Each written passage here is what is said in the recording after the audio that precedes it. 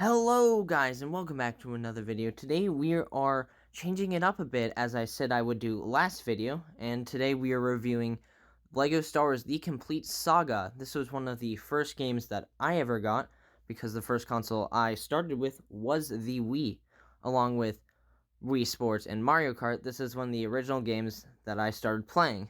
So, this is going to be a big nostalgia trip for me, and let's see if it holds up to today's standards. So, let's get into it. A huge thanks to everyone who has become a citizen recently because our videos have been doing much better. So, I wanted to see if other content will work because I don't want to just be mainly a Halo channel, and I'm not covering every single thing for Halo. I'm mainly covering thoughts and opinions on new stuff. And once there is a reveal trailer, which hopefully is happening soon in July, I will take a look at it. But today, hopefully you will enjoy this content. At first glance, we have to get some negatives out of the way because it's not perfect, but it's still pretty good, which you could guess by the title. The graphics don't really hold up to today, but they do have this sort of charm in the way they're done, especially with the Legos. They work exactly like Legos should if you would just break them apart, and that's a really nice touch because it makes you feel in universe. It's not just a Star Wars game, it's also a Lego game, so they did really represent that, even if the characters aren't exactly updated to today's standards and look as flawless and pristine as Lego figures do now. The developers did have to work with like earlier models, so they had a lot of characters to build, some that haven't even been made into figures yet. I will give them credit for that because they really did a well job creating tons of characters for you to use. To start, I'll just continue with the characters and talk about them. There is a huge selection of characters, which gives you a wide range of variety while playing. So once you beat the game, after the story, because in the story you have a certain amount of characters that actually like appeared in that specific scene or time or part in the movie. So basically, you get a ton of characters, and then after you can use them with all their special abilities, which there are also a plentiful amount on, that help you get the little traffic light things, which you can find hidden around the map. And later you'll see one in Bespin if I get that and talk that long. But these are little collectibles that you can find, and are hidden throughout every level, which makes the game interesting for people who like achievement collecting and all that. You can also customize your own characters, so you can use parts from every character that they have present, which is like over 100. So there's a ton of combinations. You can make your own Jedi, you can make your own Stormtrooper. It's honestly really cool because it gives you a wide selection and it lets you really get to the nitty gritty, like hair, every little part. Not like every single part, but enough to make you happy that you feel like you made your own original character that you can play in this universe. In the levels, the characters are also used spectacularly because each character in each level is important because the level is built off of the characters you're given, and whatever powers these characters have determine how the level is, because basically the levels are driven by the actual characters. So it gives the gamer a chance to actually understand the controls and get used to each type of character, as well as making the levels immersive with each character without making them feel underused or just kind of side. They're all very important to each part. Like in the Grievous one, which I'm playing right now, you have to use Cody to shoot little barrels to get Grievous back into the center so that I can kill him, which is also a really fun level. Moving away from characters, I will move on to the levels since I started talking about that. And you can tell they really took a lot of time thinking all of this out because each character and each level is important and they're used brilliantly with all their little powers just so you can complete the level while also having a fun time messing around with every character from the Star Wars universe. And even once you beat them with the main characters in each level, you can also go back and find all the collectible things and get a ton of coins because there's a thing called True Jedi, which basically if you collect all the coins in the level, you unlock some secret gold brick, I think, because those are also collected. So you either collect the traffic light things or the gold bricks, and that advances you into some extra stuff.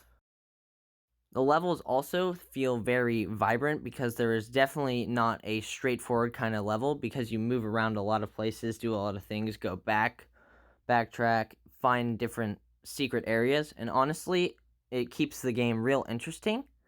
And I think that's great that they do that because it enables you to just keep playing and not get bored at all. Even if you go back into it, you can unlock new areas with those free to play characters, which makes it even better. The levels have a mix of Lego bricks and scenery, which makes you feel like you're actually in the Stars universe, though it's not perfect. It does blend pretty well some of the times, like especially in Bespin, the white bricks on the walls are very well integrated, and honestly, it makes you feel more in the Lego world that this game is building. With the collectibles, you can also unlock this entire second area where you can go. It's an extension of the cantina where there's a ton of extra more red bricks to collect to help you beat the game. And it honestly provides us some fun because once you've played the levels a bunch, you already know how they go and how to beat them. I was pretty rusty, so it may not look that good because I haven't played this in a while. And I came back to review it, and I'll probably get back into it. If you want to see that, comment down below, obviously. But basically, there's a whole and other entire area which you use your free-to-play characters or anyone you unlocked, because as you beat the levels, you unlock the characters that you use in them. And that is really helpful to advance the game and give you more playability, but you can also take the coins that you get from the levels and also buy other characters to use in this new zone or in just standard levels. I have a couple bits more to cover, including the cutscenes, which are actually really well done because they give you the movie type feel without exactly just playing the entire movie over again. They use their Lego characters in interesting ways, and sometimes they can be used for comedy. Like, for example, in the Obi-Wan Grievous one, once that ended, there was Obi-Wan with a blaster, and in the movie, he says, "How uncivilized," and chucks the blaster away. But in this, he turns his blaster up and blows on it like cowboys did in all those old cowboy movies, which is a nice reference to that. And honestly, they do a spectacular job at comedy, which even I can enjoy as I get older, which is always nice to see.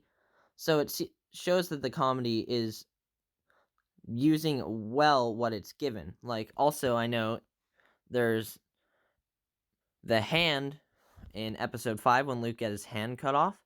And it works perfectly because you can just pop the Lego hand off, and then the arm can just be there just like that. Some things just flow nicely, so you're able to keep it, and it gives it a nice appearance. Some other nice touches with Lego are in the Cloud City level, you have to find C-3PO, and you literally build him back up as Chewbacca carries him in the movie. But in this one, you find him, move some pieces, start a conveyor belt, and then build them back together, which is a nice integration of Lego pieces as they have been doing for that and for the comedy that they have spread throughout the game. So basically, Lego Star Wars: The Complete Saga is Lego's own take on the Star Wars universe. It integrates the Lego system well, makes it feel not as just a walkthrough through the entire Star Wars again, but a whole new experience that puts you in these situations, but tweaks it to fit the Lego style and Lego universe. It is a great Lego game, and it really uses comedy well. It has great level design. The characters are very well implemented into the actual game itself. It doesn't really get boring, and you can continue to have a lot of fun even after you beat the main levels and go back and collect everything. Because there is so much to do, you can spend so much time on it, and it honestly still holds up, even with the slight graphics. It still holds up today as a great game.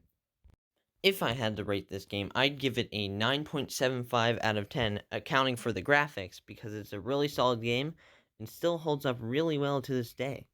If you have a Wii and just don't have the game or haven't played it in a while, I would recommend you go back and enjoy some nostalgia or something you haven't tried before. Well, guys, that's going to do it for the video. Thank you guys for watching. Like and subscribe if you enjoyed, and see you next time.